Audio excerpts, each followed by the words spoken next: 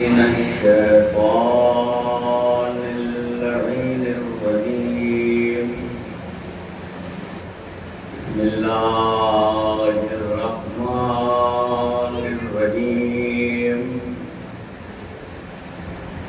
الحمد لله الذي هدانا لهذا وما كنا لنهتدي لولا أن هدانا الله لقد جاءت رسل ربنا بالحق. الصلاة والسلام والتحية والإكرام على سيد أسلم ما في الوجود سر اللہ فی کل موجود نقطۃ دائرۃ الوجود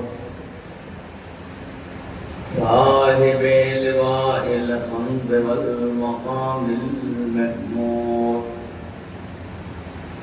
الخاتم لما سبق والفاتح لمن غلق المولد الحق بالحق أبي القاسم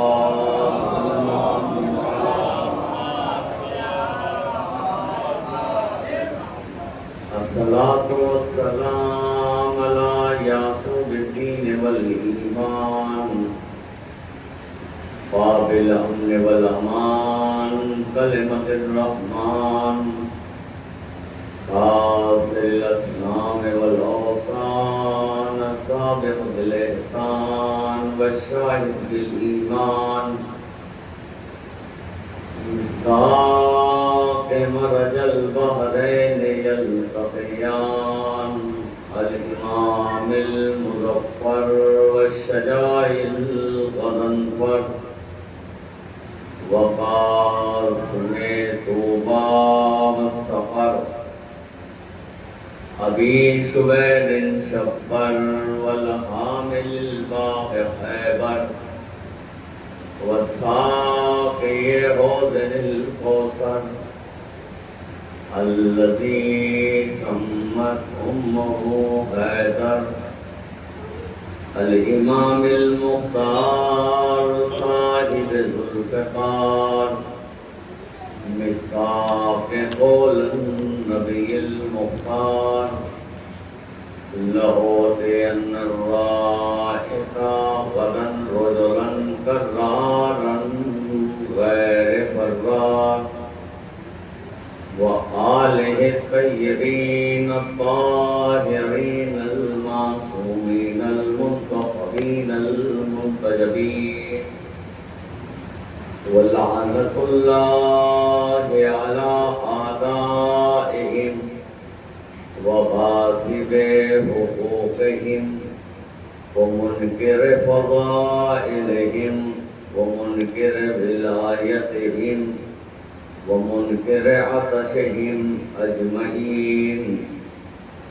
أما بعد فقد قال سبحانه وتعالى في محكم كتابه وأحسن خطابه وقوله الحق. بسم الله الرحمن الرحيم. والنجم إذا هوى ما ضل صاحبكم وما غوى وما ينطق عن الهوى إن هو إلا وحي يوحى علمه شديد القوى. صلوات پر محمد.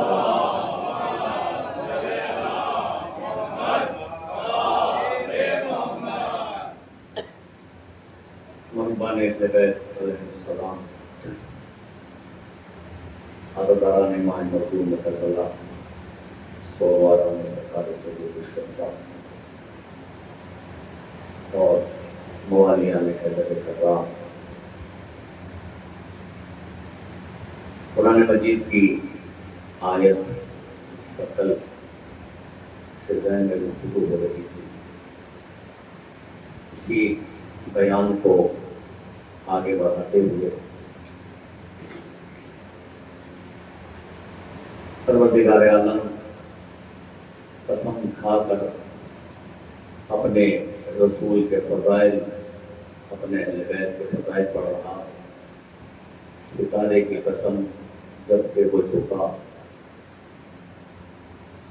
ہمارا رسول نہ کبھی گمراہ ہوا نہ کبھی بھٹکا، یہ بغیر وحی کے کلام نہیں کرتا جب تک کہ اس پہ وحی نازل نہ ہو جائے۔ اور علمہ شدید القوا، شدید قوت والے اللہ نے اسے علم عطا کیا۔ جو گفتگو ہو چکی ہے، جو باتیں ہو چکی ہیں، ذرہ برابر ان گفتگو کو، اس بات کو دہرانا نہیں چاہتا۔ یہ اختیار اہل بیت علیہ السلام کا معاملہ ہے۔ قرآن نے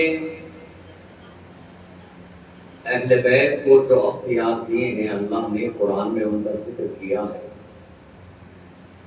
اور قرآن صرف میرے مولا حضرت علی ابن ابی طالب علیہ السلام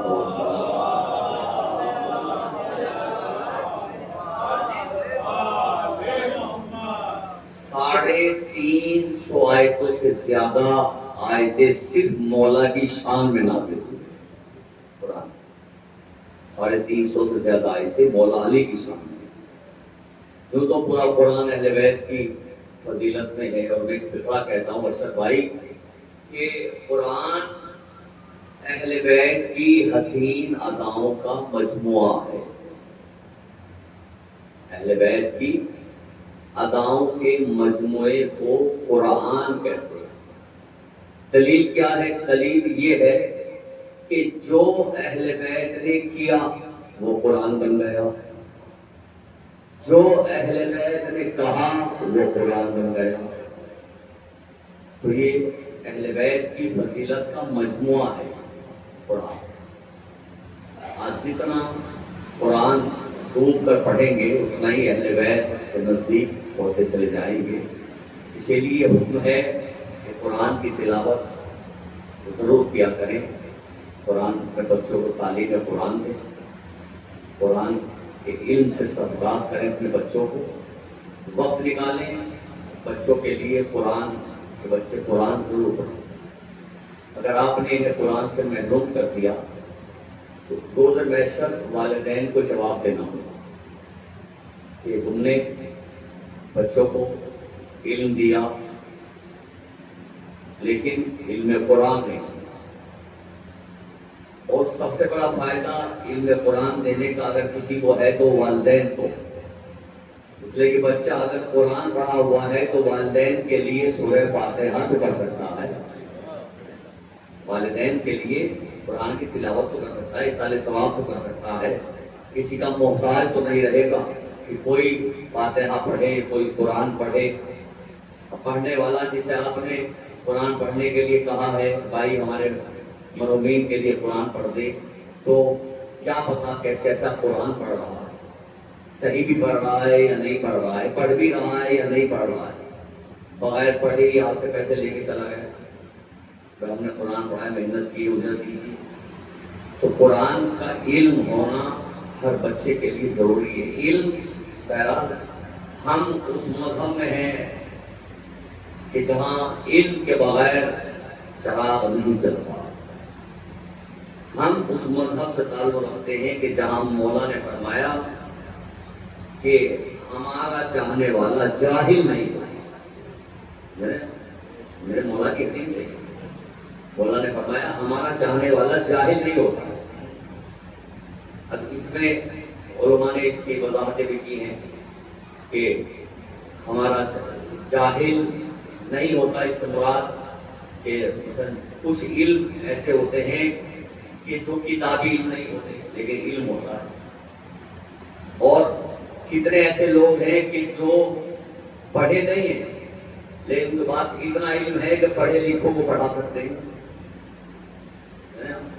تو علم بہرحال میں علم قرآن کی بات کر رہا ہوں. علم قرآن کا حاصل کرنا بے حد ضروری ہے.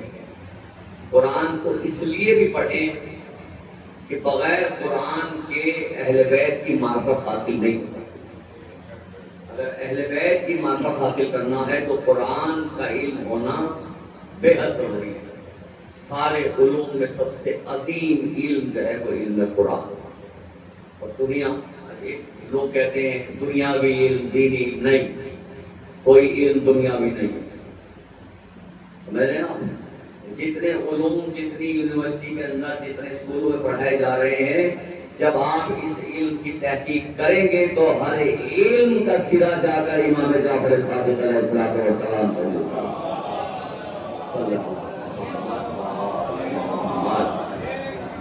ایک اور صلاۃ محمد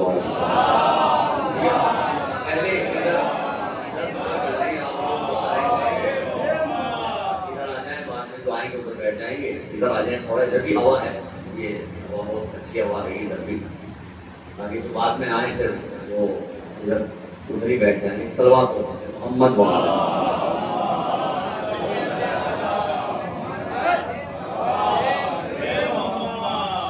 لیکن میں جو کچھ مجالس تو ایسی ہوتی ہے یار میں سامنے کہ جو تاریخی ہوتی ہے اور اس سے ہٹ کے آپ کچھ بھی پڑھیں آپ کو اچھا نہیں لگے گا. لیکن میں چاہتا ہوں کہ مثلا کم سے کم 5 محرم سے پہلے میں آپ کو کچھ موضوعات پر آپ سے گفتگو کر سکوں، آپ جتنی زیادہ خدمت ہو سکے. تو میری کوشش یہی ہے اور میں بغیر کسی تنقید کے بعد آپ کی سماعت پر بھروسہ کر کے، بہترین سماعت ہے آپ کی پروردگار عالم آپ کی سماعت کو اسی طرح رکھے، کسی کی نظر نہ لگے. اچھی سماعت کا ہونا یہ بہت بڑی بات ہے. شکر ادا کیا کریں آپ کے اللہ نے آپ کو یہ عقیدت اور یہ معرفت اہل بیت علیہ السلام عطا فرمائی ہے. ورنہ بہت سے ایسی جگہ بھی جانے کا اتفاق ہوتا ہے کہ جہاں کتنی ہی بڑی فضیلت پڑھ لو ان کے سر پہ جو نہیں لیں گے، کیا کہ معرفت نہیں. فضیلت اہل بیت جلدی سے سمجھ میں نہیں آتی. اس کے لیے شکر ادا کیا کریں اللہ نے. میں بغیر کسی تنقید کے بعد شروع کر رہا ہوں. پروردگار عالم نے جو اہل بیت علیہ السلام کو فضیلت عطا کی ہے ان میں کیا ہے کہ کائنات کی ہر شے اللہ نے اہل بیت کے صدقے میں بنائی اور ہر چیز پر اہل بیت کو اختیار دیا. جو بھی بناتا رہا اہل بیت کو ہر شے پر اختیار دیتا رہا. زمین بنائی اہل بیت کے اختیار میں، آسمان بنایا اہل بیت کے اختیار میں دیا. زمین اہل بیت کے اختیار میں، آسمان اہل بیت کے اختیار میں، چاند اہل بیت کے اختیار میں، سورج اہل بیت کے اختیار میں، ستارے اہل بیت کے اختیار میں. ہر شے پر اللہ نے اہل بیت کو اختیار دیا. ہوائیں اہل بیت کے اختیار میں، فضائیں اہل بیت کے اختیار میں، ملک اہل بیت کے اختیار میں، حوریں اہل بیت کے اختیار میں، غلمان اہل بیت کے اختیار میں، جنت اہل بیت کے اختیار میں، میزان اہل بیت کے اختیار میں، صراط اہل بیت کے اختیار میں. ہر شے اللہ نے ہر شے. اور یہ قبلہ تشریف لے آئیں. صلاۃ محمد آئیے.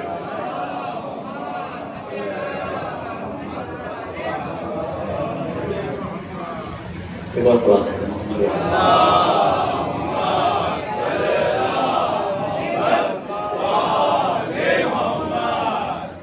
تو اللہ نے کائنات کی ہر شے بنائی اور اہل بیت کو اس پہ اختیار دیا. قرآن میں بے شمار آیات ہیں. وَسَخَّرَ لَكُمُ الشَّمْسَ وَالْقَمَرَ دَائِبِينَ. سورج تمہارے اختیار میں، چاند تمہارے اختیار میں. جب چاہو سورج کو پلٹا لو، جب چاہنا انگلی کے اشارے سے چاند کو 2 حصوں میں تقسیم کر دے. وَسَخَّرَ لَكُمُ اللَّيْلَ وَالنَّهَارَ. قرآن کہہ رہا ہے وَسَخَّرَ لَكُمُ اللَّيْلَ وَالنَّهَارَ، ہم نے دن تمہارے اختیار میں دیا، رات تمہارے اختیار میں دی، جب چاہنا دن کو رات کر دینا، جب چاہنا رات کو دن کر دینا، رات تمہارے اختیار میں، جب چاہو گے رات آئے گی، جب چاہو گے سورج ڈھلے گا، سب تمہارے اختیار میں ہے، سبھی پانی تمہارے اختیار میں، ہوائیں تمہارے اختیار میں، سب کچھ اللہ نے اہل بیت کے اختیار میں دیا۔ تو یہ ہے وہ ہستیاں کے کائنات جن کے اختیار میں، ہر شے کے اختیار میں۔ ایک عجیب و غریب گفتگو آپ کی خدمت میں کرنا چاہتا ہوں اختیار آل محمد پر، یہ میرا بہترین موضوع ہے، میں زیادہ گفتگو اہل بیت کا اختیار پہ کرتا ہوں، لیکن چند باتیں جو ابتدائی ہیں وہ آپ کی خدمت میں عرض کر دوں۔ اللہ نے، اللہ کے رسول جو دین لائے اس میں بہت سی چیزیں ایسی ہیں کہ جن میں اختلاف ہے، ہمارے اور ہمارے بھائیوں کے درمیان جو مسلمان ہیں ان میں بہت سی چیزوں میں اختلاف ہے، ہم متحد نہیں ہیں۔ مثلا نماز میں اختلاف ہے، نماز نیت میں اختلاف، کہاں نماز پڑھ رہے ہیں، کہاں ہاتھ باندھیں گے، اختلاف، روزے میں اختلاف، روزے کے شروع کرنے اور ختم کرنے میں اختلاف، زکوٰۃ کے نصاب میں اختلاف، خمس میں اختلاف، تو ہر چیز میں اختلاف ہے، لیکن کچھ چیزیں ایسی ہیں کہ جس میں اختلاف نہیں، کچھ چیزیں ایسی ہیں جو ہمارے یہاں بھی ہیں ان کے یہاں بھی، اور ساری باتوں کو چھوڑ کر پروردگار عالم کی دو صفتیں خاص ہیں اللہ کی۔ دیکھیے اہل بیت علیہ السلام صفات الہیہ کا مظہر ہے، توجہ چاہتا ہوں، اہل بیت صفات الہیہ کا مظہر ہے۔ کیا مطلب؟ صفات الہیہ کا مظہر، جو اللہ کی صفتیں ہیں انہیں ظاہر کرنے والے اہل بیت ہیں۔ اگر اہل بیت نہ ہوتے تو اللہ کی وہ صفتیں ظاہر نہ ہوتی، توجہ چاہتا ہوں، وہ صفتیں ظاہر نہ ہوتی اگر اہل بیت نہ ہوتے۔ مثلا اللہ رازق ہے، اللہ رازق ہے، لیکن بانٹنے والا ہاتھ میرے مولا علی کا ہے، بانٹنے والا ہاتھ میرے مولا علی کا ہے۔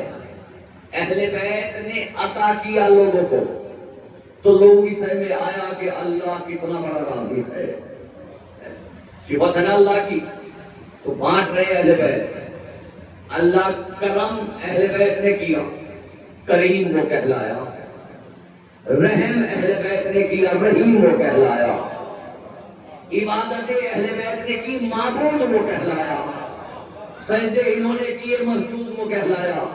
تو یہ کام کرتے گئے، اللہ کے نام ہوتے گئے، ورنہ خدا ہمیشہ سے تھا، ہمیشہ سے ہے اور ہمیشہ رہے گا۔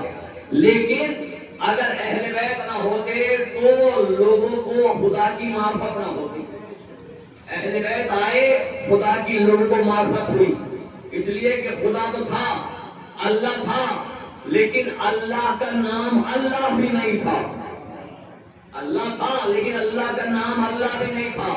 اہل بیت آئے تو اس کے نام بنتے چلے گئے۔ اللہ نے اہل بیت کو خلق کیا تو وہ خالق کہلایا، جب اہل بیت خلق ہوئے تو وہ خالق کہلایا۔ تو کام اہل بیت نے کام کیے، صفت اللہ کی بنتی چلی گئی۔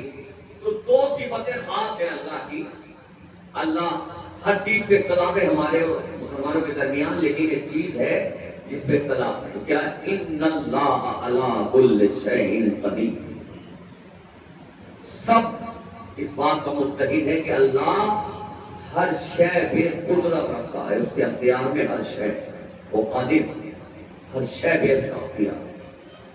تو اللہ کی دو صفتیں ہیں جس پہ میں شروع کرنا چاہتا ہوں، ایک قادر اور ایک قدیر۔ مولانا تشریف فرمان میرے بھائی، ایک قادر اور ایک قدیر۔ قادر کسے کہتے ہیں؟ کہ جسے کبھی قدرت حاصل ہو اور کبھی قدرت حاصل نہ ہو، اسے کہتے ہیں قادر۔ قدیر کسے کہتے ہیں؟ کہ جس کی ذات سے ایک لمحے کے لیے بھی قدرت جدا نہ ہو، جس کی ذات سے ایک لمحے کے لیے بھی قدرت جدا نہ ہو، وہ ہے قدیر۔ اور خدا اتنا بڑا کریم ہے وہ پروردگار کہ وہ خود خالق ہے، اس نے مخلوق کو بھی خالق بنایا۔ بس تھوڑا سا فرق ہے کہ وہ خالق مختار ہے، ہم خالق مجبور ہیں۔ توجہ چاہتا ہوں، وہ خالق مختار ہے، ہم خالق مجبور ہیں۔ خالق ہم بھی ہیں، خالق وہ بھی ہے، خالق اللہ بھی ہے، خالق ہم بھی ہیں۔ اس لیے کہ 50-100 سال پہلے یہ مائک نہیں تھا، لیکن اس مائک کو انسان نے بنایا، تو اس کا خالق کون ہوا؟ انسان۔ یہ تخت انسان نے بنایا، اس تخت کا خالق کون ہوا؟ انسان۔ یہ مکان انسان نے بنایا، اس کا خالق کون ہوا؟ انسان۔ تو انسان بھی خالق ہے، اللہ بھی خالق ہے۔ تو فرق کیا ہے دونوں کے خالق ہونے میں؟ وجہ میں نہ آ جائے تو انشاءاللہ پھر بات کا مزہ کیا ہے؟ دونوں کے خالق ہونے میں فرق کیا ہے؟ انسان نے بھی خلق کیا، اللہ نے بھی خلق کیا، لیکن انسان کے خلق کرنے میں اور اللہ کے خلق کرنے میں فرق یہ ہے کہ انسان نے تخت بنایا، تخت بنایا انسان نے، لیکن یہ تخت انسان نے تب بنایا کہ جب اسے لکڑی میسر ہو گئی۔ تخت تب بنایا جب اسے لکڑی ملی، اور لکڑی ملنے کے بعد بھی کام نہیں ہوا، اسے جوڑنے کے لیے کیلوں کی ضرورت تھی، تو کیلے بھی آئی، کیلے آ گئی، اس کے علاوہ بھی اور تمام اوزار جو بنانے کے وہ جب سب آ گئے، اور اس کے ساتھ ساتھ ماحول، موسم اس کا بھی ساتھ میں ہونا ضروری ہے۔ بڑا ہی باہر شہر میں کام کر رہا ہے، بارش آ گئی، کام رک جائے گا۔ رات میں کام کر رہا ہے، لائٹ چلی گئی، اندھیرا ہو گیا، تخت نہیں بنا سکتا۔ تو ان سب چیزوں کا ہونا ضروری ہے۔ تو خالق تو انسان بھی ہے، خالق اللہ بھی ہے۔ یہ مکان، یہ امام بارگاہ جہاں مجلس ہو رہی ہے، اس کا خالق انسان ہے، لیکن آپ دیکھیں کیا ایک انسان نے آ کر ایسے مکان بنا دیا؟ نہیں۔ اس مکان بنانے کے لیے کتنی اشیاء کی ضرورت پیش آئی؟ کتنی اشیاء کی ضرورت پیش آئی؟ اینٹیں، ریت، سیمنٹ، مزدور، مستری، تمام اس کے اوزار، ماحول، سب کچھ جب میسر ہو گیا، اور ان سب چیزوں کے ہونے کے باوجود بھی اگر پانی نہ ملا تو دیوار نہیں بن سکتی۔ پانی کا ہونا بھی ضروری ہے، اتنا پانی جو دیوار میں مسالہ بنانے میں کام آ جائے، اور اگر بارش ہونے لگے تو اتنا زیادہ بھی نہ ہو کہ کام رک جائے۔ تو ان سب چیزیں، تو انسان بھی مختار ہے، لیکن انسان مجبور ہے۔ انسان بھی خالق ہے، لیکن انسان خالق ہے، لیکن خالق مجبور ہے، مجبور ہے۔ اگر ایک چیز نہ ہو تو چیز نہیں بن سکتی۔ تو فرق جو بیان کرنے جا رہا ہوں بات نہ پھیلا کر، انسان بھی خالق ہے، اللہ بھی خالق ہے۔ اللہ خالق مختار ہے، انسان خالق مجبور ہے۔ ہم جب بہت سی اشیاء اکٹھا ہو جاتی ہیں تب ایک شے بناتے ہیں۔ جب بہت سی اشیاء اکٹھا ہو جائے تب ہم ایک شے بناتے ہیں۔ توجہ چاہتا ہوں بات پہنچ جائے تو دعا سے نواز دیجیے گا۔ انسان بھی خالق ہے، اللہ بھی خالق ہے۔ اللہ خالق مختار ہے، انسان خالق مجبور ہے۔ انسان بہت سی اشیاء کو اکٹھا کر کے ایک شے بناتا ہے، اللہ بغیر کسی شے کے شے بناتا ہے۔ اللہ بغیر کسی شے کے شے بناتا ہے، تب وہ خالق مختار۔ اس نے قرآن مجید کے سورہ یاسین میں ارشاد فرمایا، بسم اللہ الرحمن الرحیم، انما امرؤ اذا اراد شیئا ان یقول له کن فیکن۔ کیسا خالق ہے اللہ؟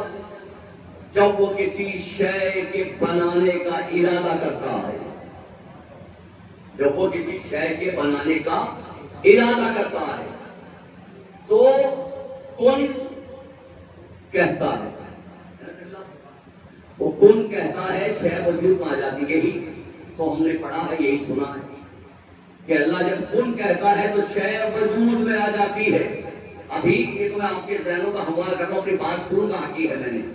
اللہ کن کہتا ہے شے وجود میں آ جاتی ہے، نہیں، یہ حق نہیں ہے اس آیت کا کہ اللہ کن کہے تو شے وجود میں آئے، اس لیے کہ اگر اللہ کن کہنے کے بعد شے کو وجود دیتا ہے تو اللہ کاف اور نون کا محتاج ہو جائے گا، اور جو محتاج ہو بندہ ہوتا ہے، خدا نہیں ہوتا۔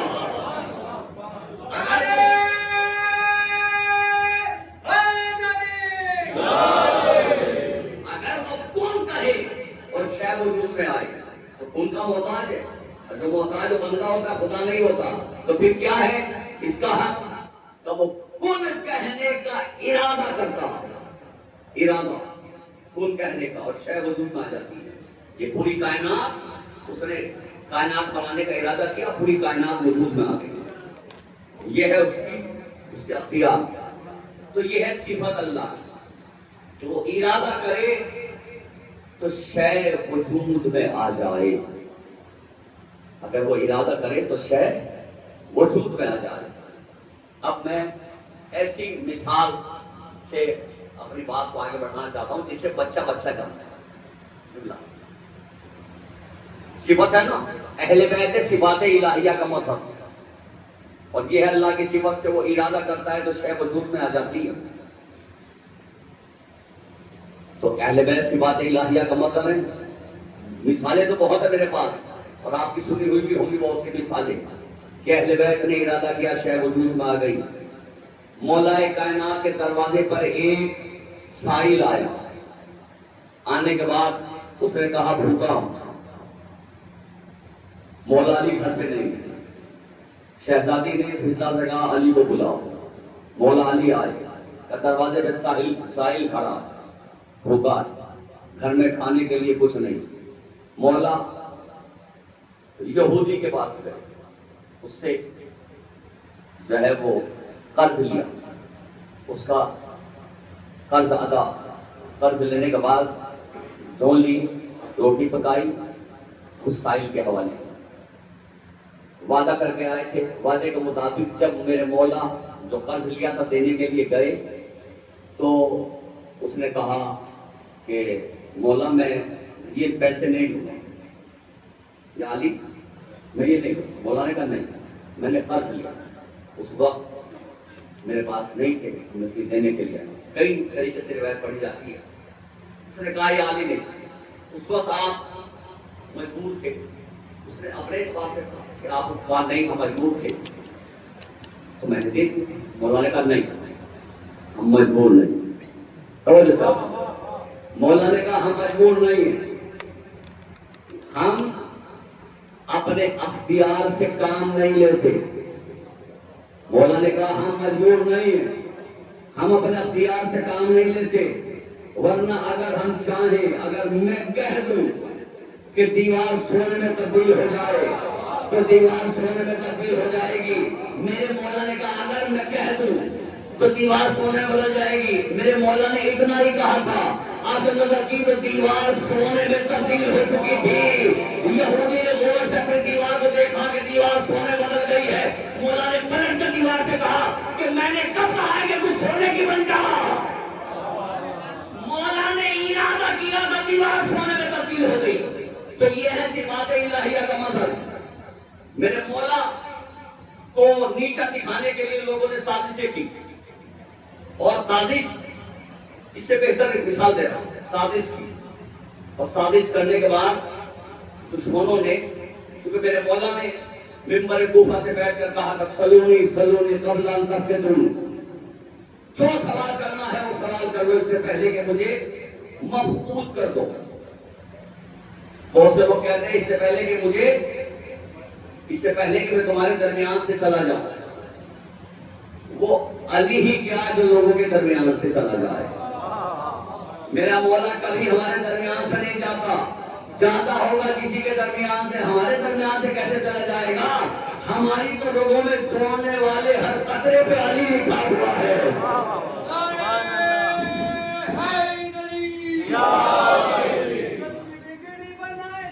مشکل میں آئے وہی مولا ہمارا، وہی مولا ہمارا، سر جھکائے تب جبرائیل آئے اور گونجا یہ نعرہ، اور گونجا یہ نعرہ، تو یہ وہ ہے کہ جو ارادہ کرے تو شے وجود آ جاتی ہے، کیونکہ صفات الہیہ کا مظہر ہے، یہ اللہ کی صفت ہے۔ میرے مولانا نے ممبر سے کہا جو پوچھنا ہے پوچھ لو، اس سے پہلے کہ تم مجھے کھو دو میں تمہارے درمیان سے مفقود ہو جاؤں۔ اور اس کے بعد جو فقرہ میرے مولانا نے کہا کہ میں علی ابن ابی طالب زمین کے راستوں سے زیادہ آسمان کے راستوں کو جانتا ہوں، زمین سے زیادہ آسمان کے راستوں کو جانتا ہوں۔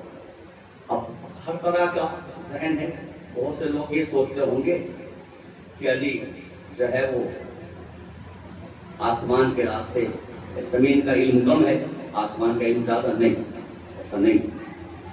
یہ میرے مولا نے اسی لیے کہا کہ میں زمین سے زیادہ آسمان کے راستوں کو جانتا ہوں۔ مثلا میں مولانا یہاں آئے ہیں آپ کے یہاں خدمت کے لیے، لیکن جب اس سے پہلے بھی آ چکے ہیں، لیکن جب ابھی آئے تو میں جیسے داخل ہوا تو میں نے فون کیا ارشد بھائی کے پاس، حالانکہ بالکل صحیح راستے پہ آ رہا تھا میں، لیکن میں پھر بھی معلوم کر رہا تھا کہ میں یہاں ہوں، یہ بتا رہے تھے مجھے سیدھا راستے سے آ رہا تھا، لیکن چونکہ میں یہاں کا رہنے والا نہیں، آتا ہوں لیکن رہنے والا نہیں، تو اس لیے میں سارے راستے سے واقف نہیں۔ یہ تو میں اپنی مثال دے رہا ہوں، مولا کی، مولا تو کائنات کے ذرے ذرے سے واقف ہوں، اس لیے کہ کائنات کو بنایا تو میرے مولا علی کے ہاتھوں میں ہے، کائنات کو بنائی تو نہیں ہے، لیکن ایک مثال دے رہا ہوں، شاید جو ہے وہ آپ کو اچھی لگے، لیکن میں چولی کے ہر ایک راستے سے واقف ہوں، چونکہ وہاں کا رہنے والا ہوں۔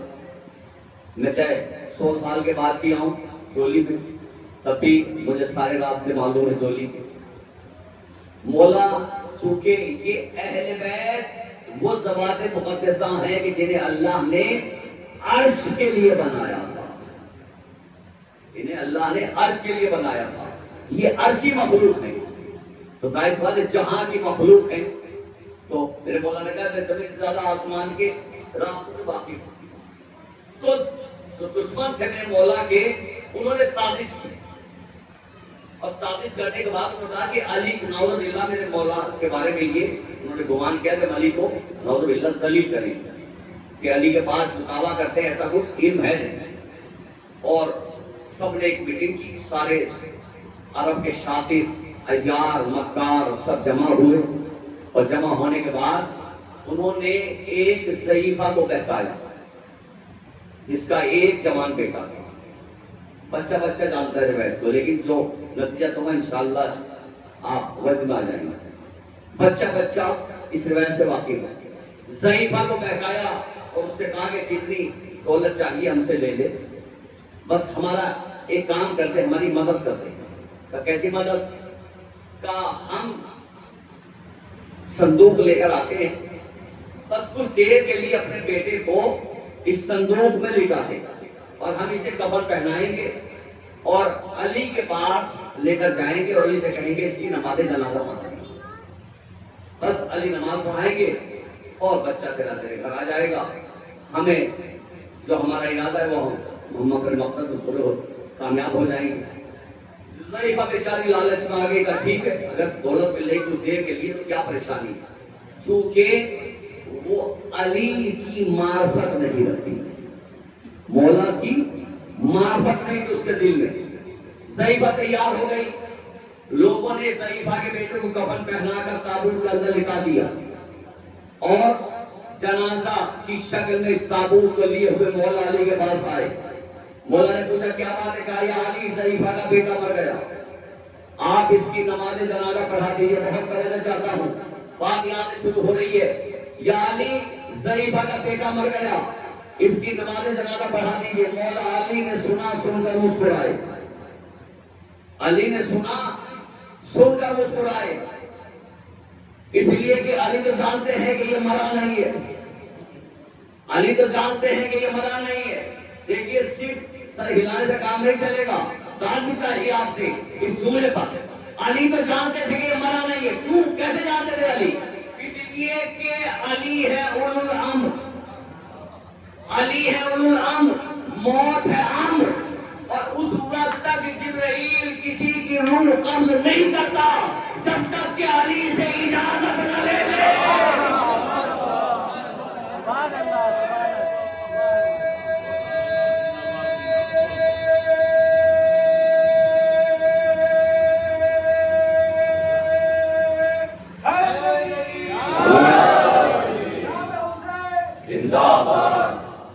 اس وقت تک ملک الموت کسی کی روح قبض نہیں کرتا جب تک کہ علی سے آ کر اجازت نہ لے لے. علی مسکرائے اس لیے کہ ابھی جبریل آیا نہیں. یہ مردہ کیسے ہو گیا؟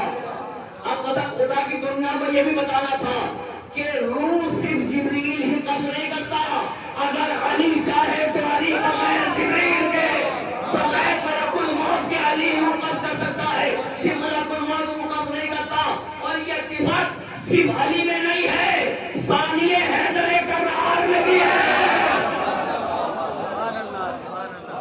یہ صفت صرف علی میں نہیں, یہ ثانی حیدر کرار حضرت ابو الفضل عباس کے اندر بھی ہے. بات آئے گی انشاءاللہ تب آپ کی خدمت عرض کروں گا کیا شان ہے میرے مولا عباس کی. میرے مولا مسکرائے, پھر کہا, پوچھا پڑھا دوں؟ کہا پڑھا دیجیے. مولا نے کہا نہیں, تم سے نہیں, اس کی ماں کو بلاؤ جو اس کی ولی ہے. مانتے نا ہمارے یہاں اس وقت تک نماز جنازہ نہیں پڑھا سکتا کوئی عالم جب تک کہ اس کے ولی سے اجازت نہ لے. میرے مولا نے کہا بلاؤ اس کی ماں کو. ماں آ گئی ضعیفہ. مولا نے پوچھا پڑھا دوں؟ اور وہ تو جیب میں تھیلی رکھی ہوئی تھی, اشرفیوں کی تھیلی. کہا پڑھا دیجیے علی. مولانا کہا ٹھیک ہے. جب اجازت مل گئی, مولانا بھی تشریف فرمائے, صاحبان فہم کا مجمع ہے. اتنی میری عمر نہیں کہ جتنی مجلس سنے ہوئے افراد یہاں بیٹھے ہوئے ہیں مجھے کوئی چھوٹی سے چھوٹی روایت کسی کتاب کے اندر آپ یہ جملہ دکھا دیں کہ میرے مولا نے کہا ہو کہ میں کہتا ہوں کہ تم مردہ ہو جاؤ. علی نے کہا ہو کہ میں کہتا ہوں کہ تم مردہ ہو جاؤ. نہیں, جیسے ہی ضعیفہ سے مولا نے اجازت لی بس میرے مولا نے ارادہ کیا. دیکھیے یہ ہم جیسا ملا مولوی نہیں,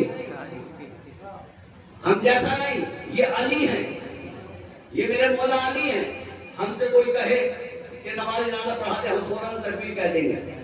یہ میرے مولا علی ہیں. یہ اگر میرے مولا ایسے ہی نماز پڑھا دیتے تو میرے مولا کے اختیار پہ حرف آ جاتا. جیسے ہی ضعیفہ سے اجازت لی کا پڑھا دوں, کا پڑھا دیجیے. مولا نے تکبیر بعد میں کہی, پہلے زندہ کو مردہ بنایا. میرا مولا زندہ کی تکبیر نہیں کہہ سکتا.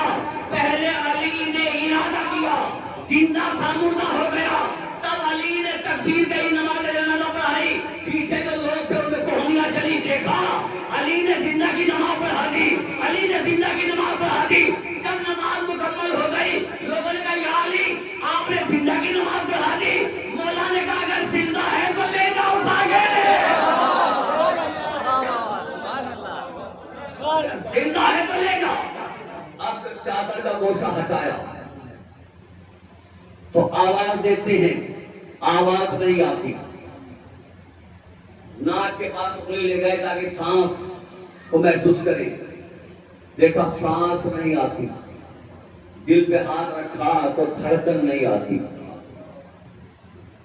زندہ لائے تھے, یہ کیا ہو گیا؟ اب اگر یہاں رکتے ہیں تو ضعیفہ پکڑ لے گی کہ تم نے کہا تھا بس چند منٹ کی بات ہے. جیسے ہی دیکھا کہ یہ مردہ ہو گیا لوگ بھاگنے لگے. اب جو بزرگوں کی عادت تھی جیسے بزرگ ویسی اولاد، بھاگنے والوں کی اولاد تھی، بھاگ گئے چھوڑ کر. ارے یہ تو مردہ ہے، مردہ کو چھوڑ کر بھاگ گئے. آپ بتائیں کبھی زندوں کے سامنے رکے ہیں یہ؟ جو زندوں کے سامنے نہ رکے وہ مردوں کے سامنے کیا رکے گا؟ سارے چھوڑ کر بھاگ گئے. جب سب بھاگ گئے تو ضعیف علی کے قدموں میں گر گئی اور گرنے کے بعد کہی علی زندہ لائی تھی، زندہ لے کر جاؤں گی. مولا نے کہا نہیں، اب تو یہ مر چکا ہے. میں نے پہلے ہی تجھ سے کہا تھا کہ اب اجازت ہے کہ پڑھا دو. تو نے کہا پڑھا دو. میں نے تجھ سے اجازت لی ہے، اجازت لے کر نماز پڑھائی ہے. کہا نہیں علی جب میں لائی تھی زندہ تھا، آپ اسے زندہ کر دیجئے، اپنے بیٹے کو زندہ لے کر جاؤں گی. مولا نے کہا یہ اختیار تو اللہ کا ہے کہ اللہ زندہ کرتا ہے.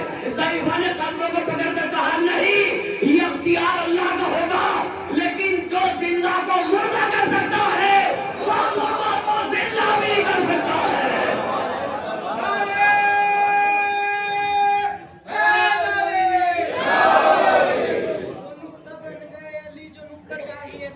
وہ نقطہ بن گئے علی جو نقطہ چاہیے تھا.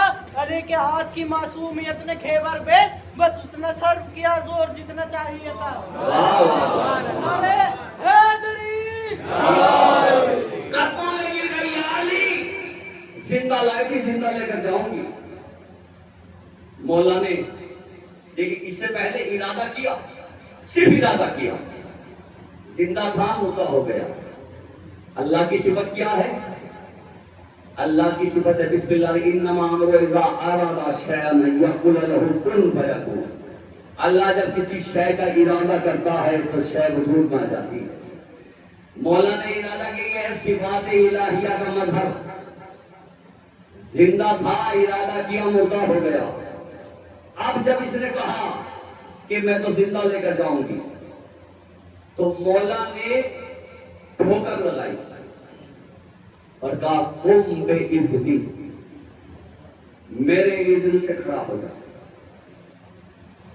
جیسے مولا نے کہا قم بِإِذْنِی، فوراً کفن ہٹا کر اس کا چبیکے کا جوان کھڑا ہو گیا، کہتے ہی کھڑا ہو گیا.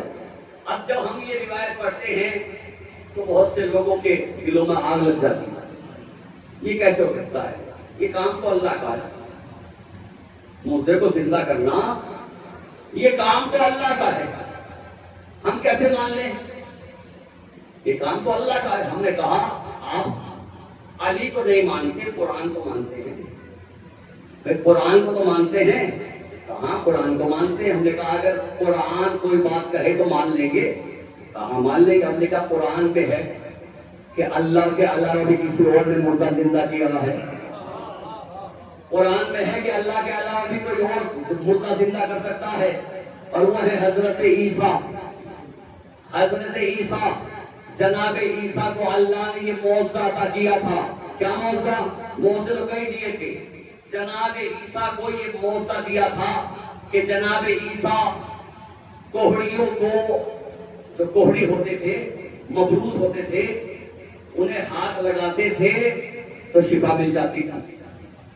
مٹی ہاتھ میں اٹھا کر اسے مسلتے تھے تو پرندہ بنا دیتے تھے، پرندہ بن کر مٹی اڑ جاتی تھی.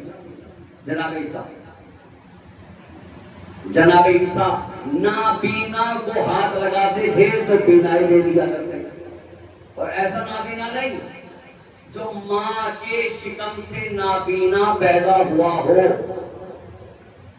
بیماری سے بینائی جانے والے کی بینائی تو ڈاکٹر بھی لوٹا دیتے ہیں دوا ڈال کے، لیکن جناب عیسیٰ اس نابینا کو بینائی دیا کرتے تھے جو ماں کے شکم سے نابینا پیدا ہوا، اسے بینائی دیا کرتے تھے.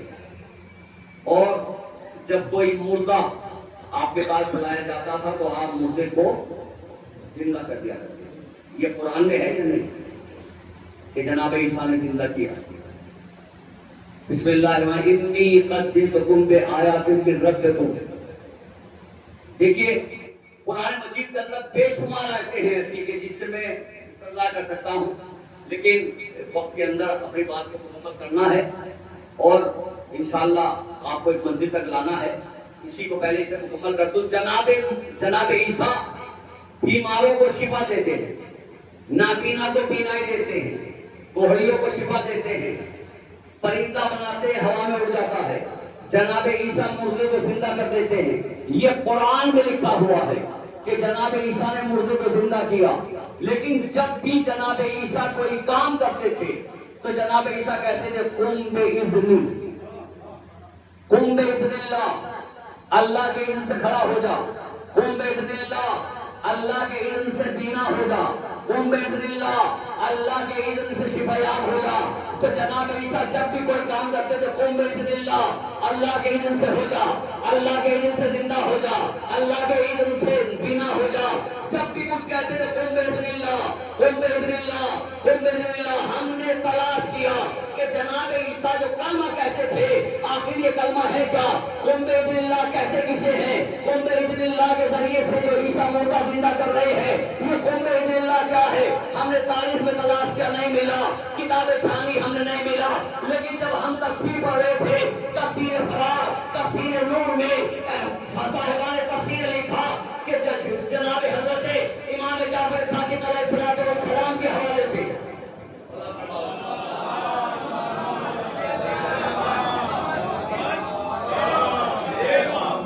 چھٹے امام سے کسی نے پوچھا مولا یہ جو عیسیٰ مردے زندہ کرتے ہیں، یہ جو عیسیٰ نابینا کو بینائی دیتے ہیں، یہ جو بیماروں کو شفا دیتے ہیں، یہ جو پرندہ بنا کر ہوا میں اڑا دیتے ہیں اور کہتے ہیں قم بِإِذْنِ اللہ، قم بِإِذْنِ اللہ، قم بِإِذْنِ اللہ، یہ قم بِإِذْنِ اللہ کیا ہے؟ قسم خدا کہ میرے مولا نے جیسے سنا مسکرائے اور مسکرانے کے بعد کہا کہ قم بِإِذْنِ اللہ۔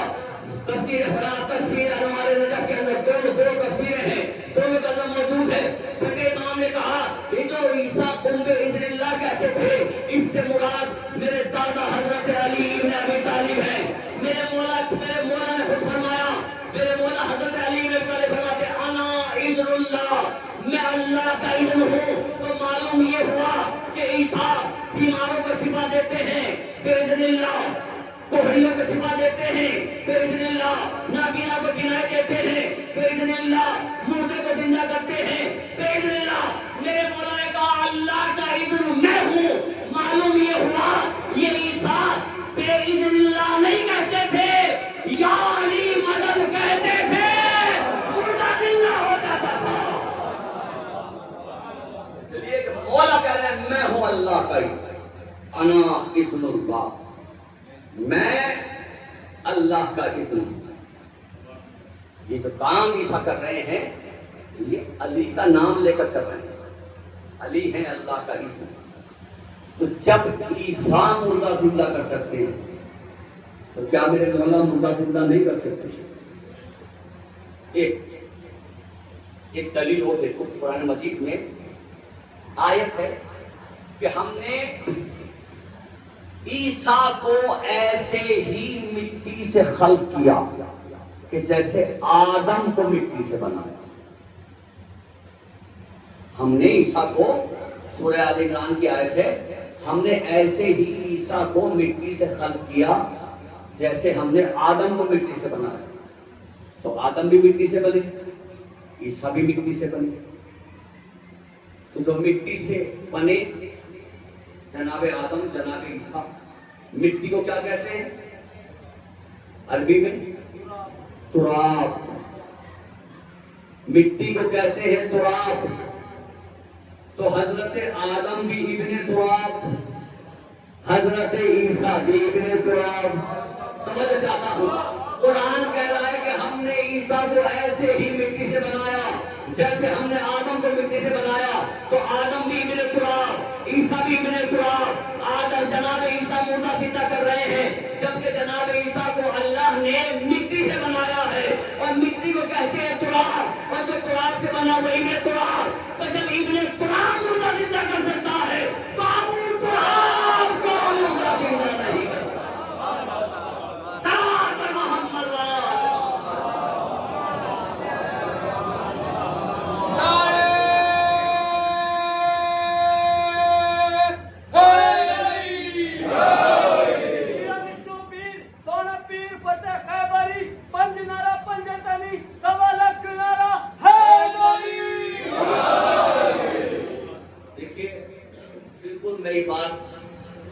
ذکر کر رہا ہوں اور ممبر پہ بیٹھا ہوں.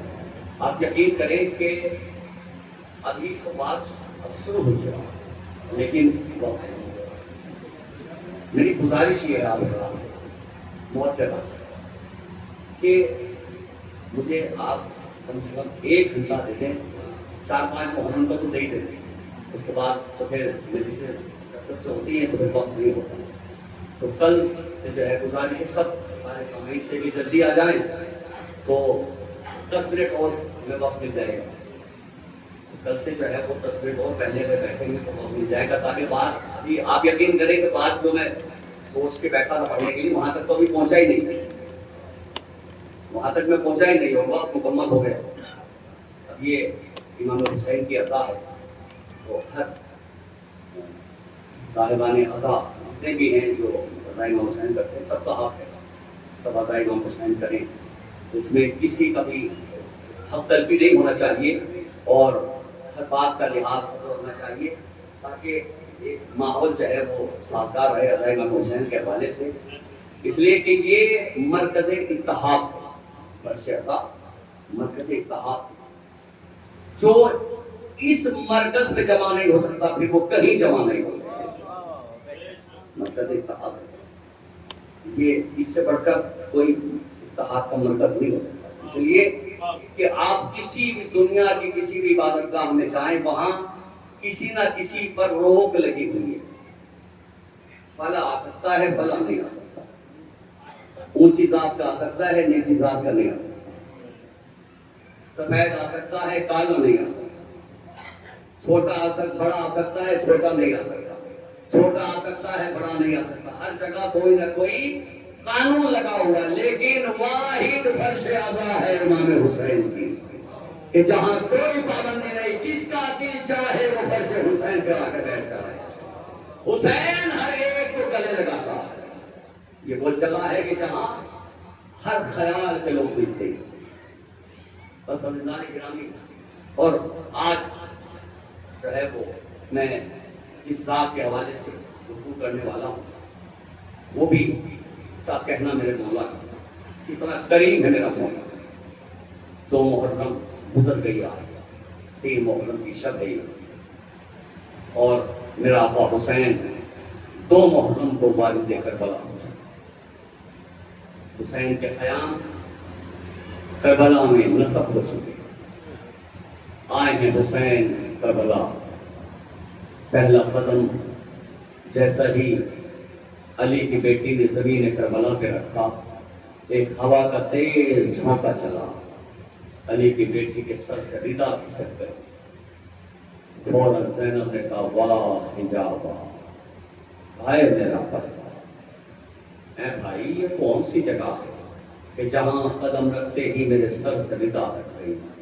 حسین نے کہا بہن یہ زمین کرب و بلا ہے, یہ وہی جگہ ہے کہ جہاں اماں زہرا کا بھرا گھر اجڑ جائے.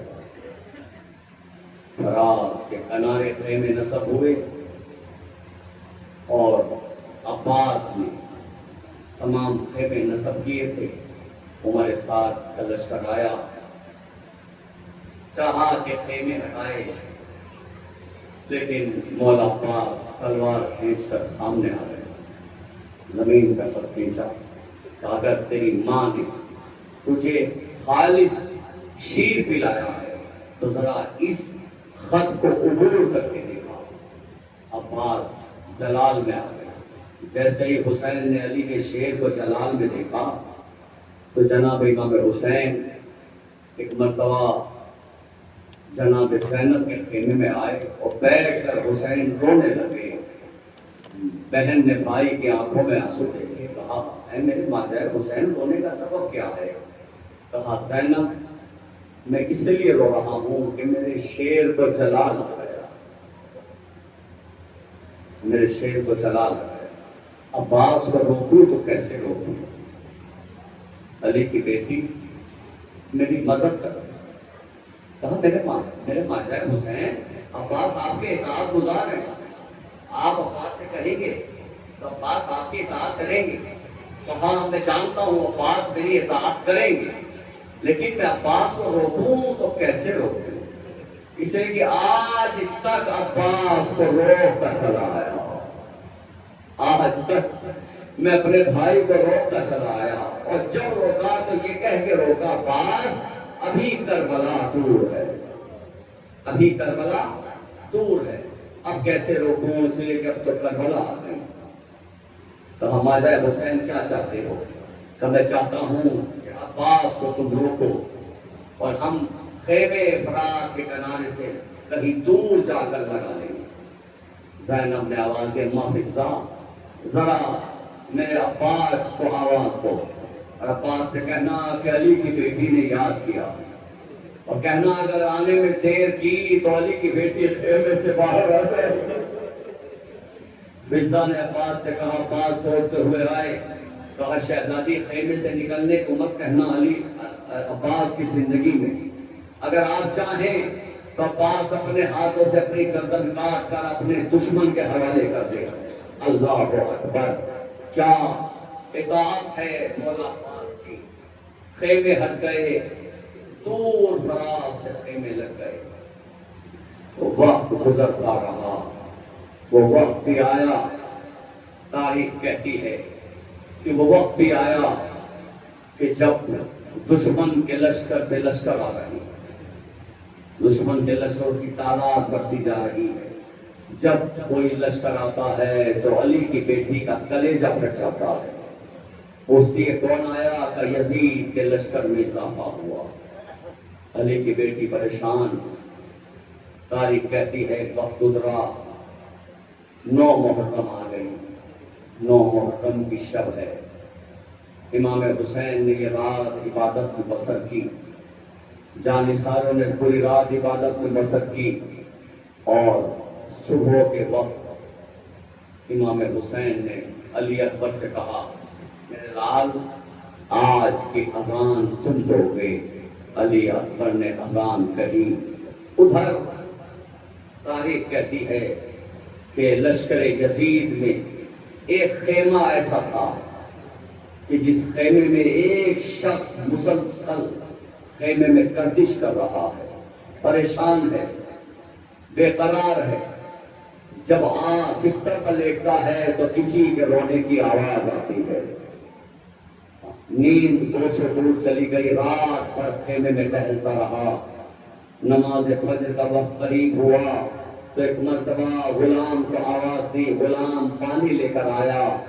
تاریخ کہتی ہے کہ حر نے وضو کرنا چاہا، جیسے ہی وضو کے لیے پانی کو ہاتھ میں لیا تو ایک مرتبہ کسی کے رونے کی آواز آئی، اے حر تو پانی کو زمین پہ بہا رہا ہے اور وہاں میرے بچے پیاس سے تڑپ رہے ہیں۔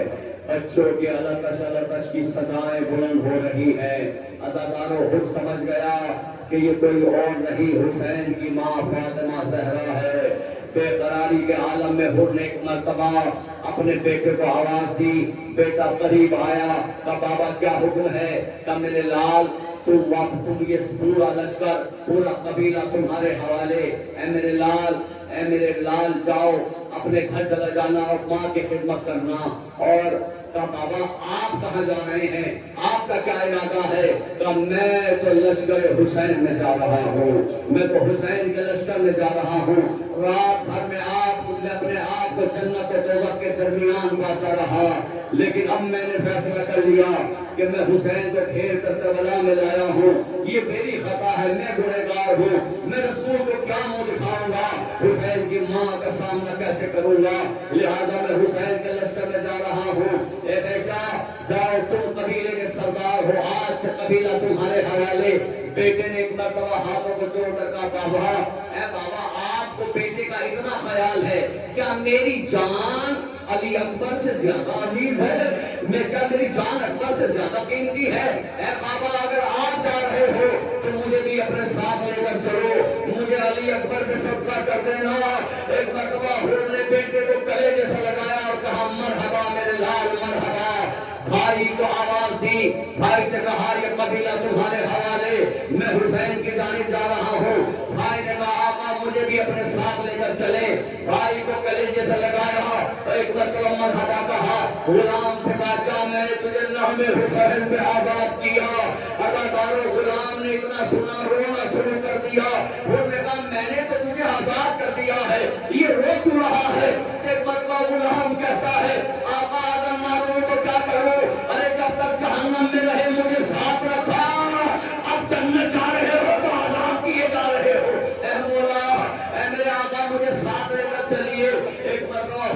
اپنے غلام کو بھی ساتھ لیا.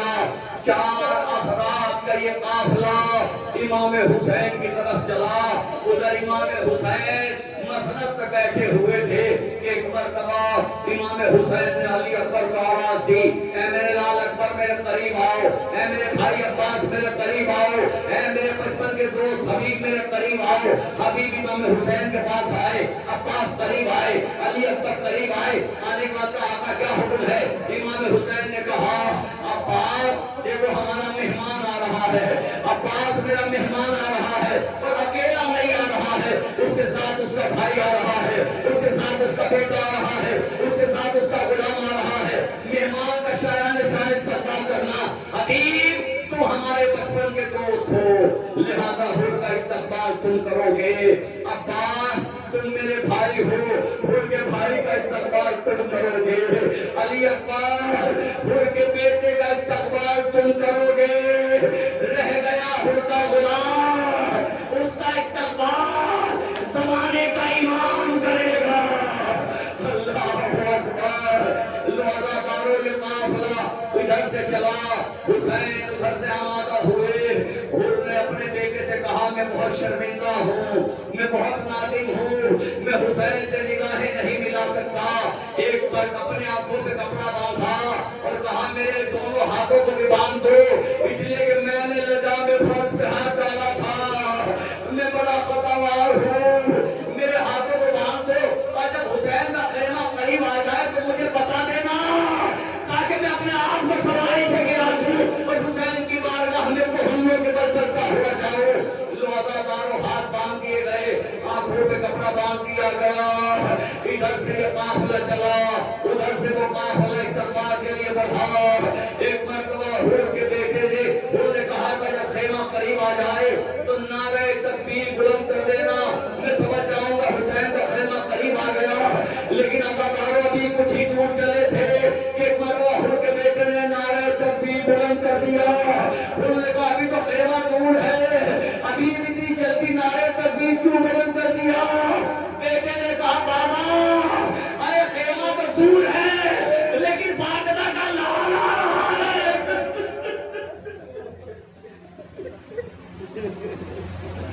اے بابا فاطمہ کا لال استقبال کے لیے آ رہا ہے.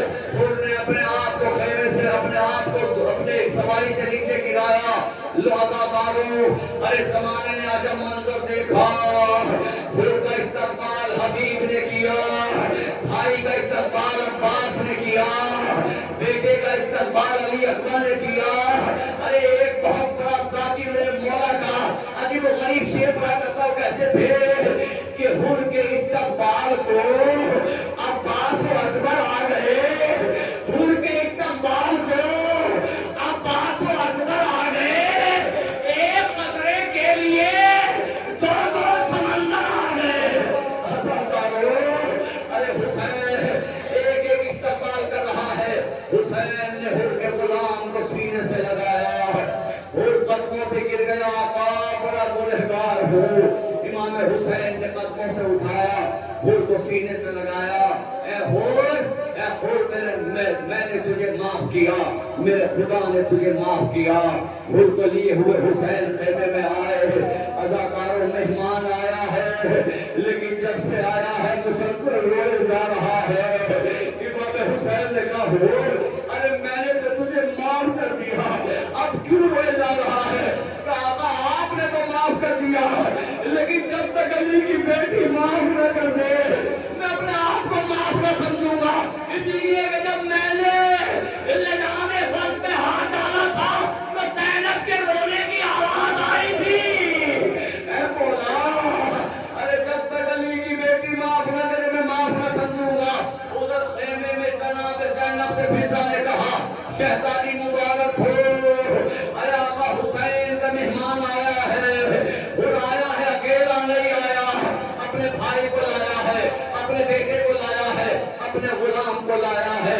جیسے ہی علی کی بیٹی نے سنا ایک مرتبہ آواز دی او محمد, کہا جی اماں جان, میرے بچوں میرے قریب آؤ, دیکھو میں تمہارے ماموں کا مہمان آیا ہے, جاؤ مہمان کو جا کر ماموں کہہ کر سلام کرو.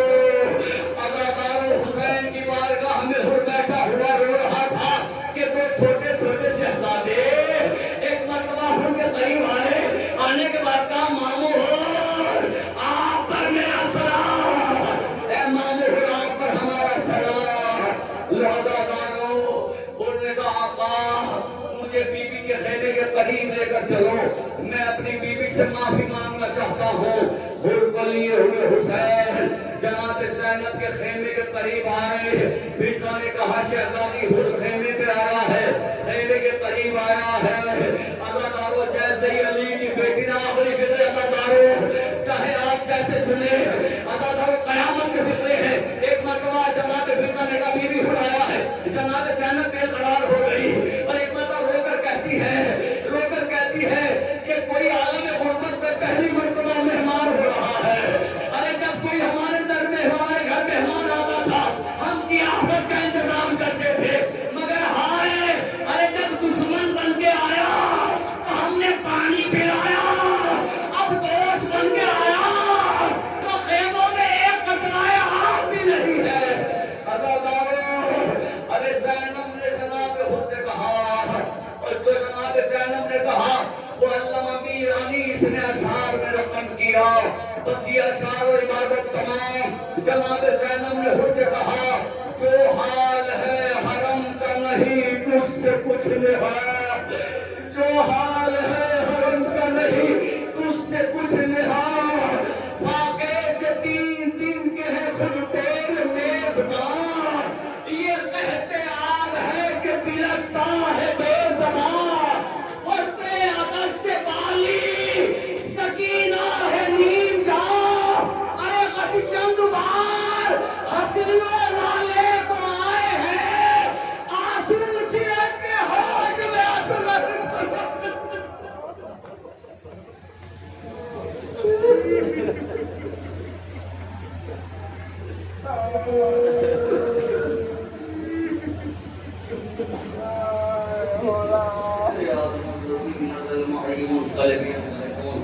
انا للہ و انا الیہ راجعون رضا بقضائہ و تسلیما لامرہ۔ بار الہ اس عبادت کو شرف قبولیت عطا فرما۔ معبود تمام حاضرین مجلس مومنات کی ہر جائز دعا کو قبول فرما، مشکلات کو آسان فرما، بیماروں کو شفا عطا فرما، بزرگوں کو طول عمر عطا فرما، والدین کا سایہ ہمارے سر پہ سلامت فرما، جن کے والدین دنیا سے جا چکے ہیں ان کی مغفرت فرما، ایمان کا ظہور فرما، ہمیں ان کے عوام سے نصیب ماتم نصیب۔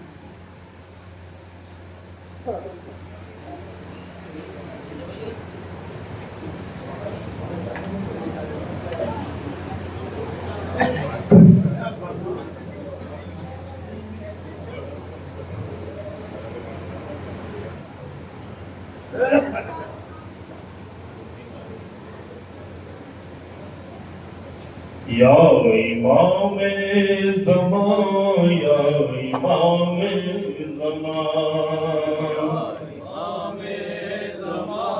یا امام زمان یا امام زمان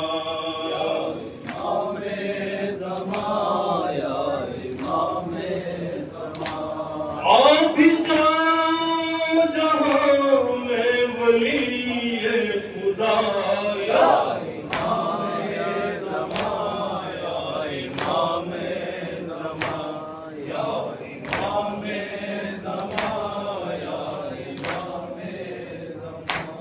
دیتی ہے یہ صدا روح ام بنی،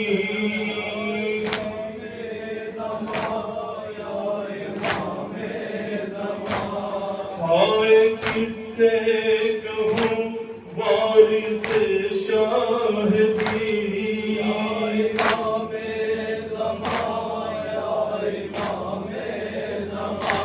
خون حسین و حسن کا بہایا گیا،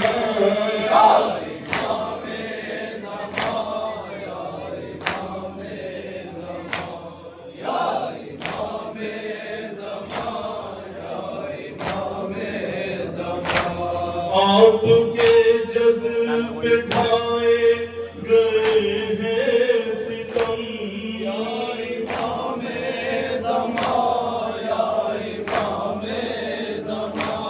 کند خنجر سے سر کو کیا ہے قلم، یا امام زمان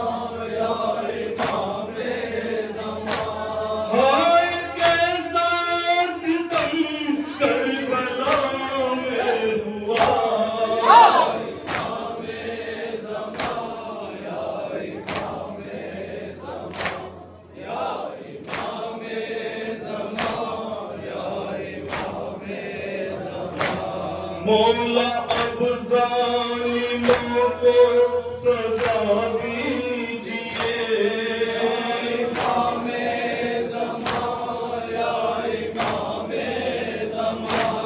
آگے بدلا شہیدوں کا اب لیجئے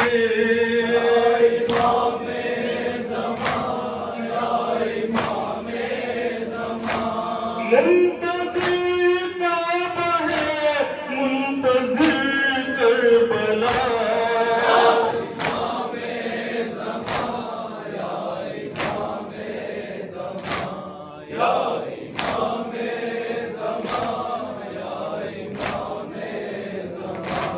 کہتے ہیں اشک آنکھوں سے بہتے ہوئے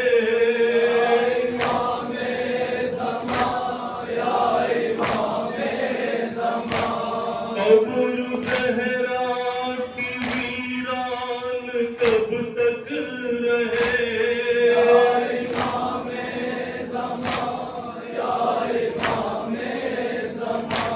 ہاں کیسا ہے تربت فاطمہ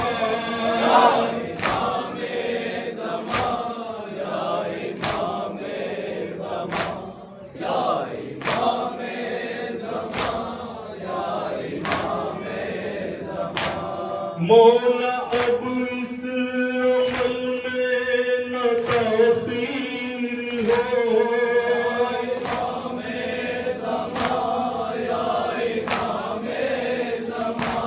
روضہ فاطمہ جلد تعمیر ہو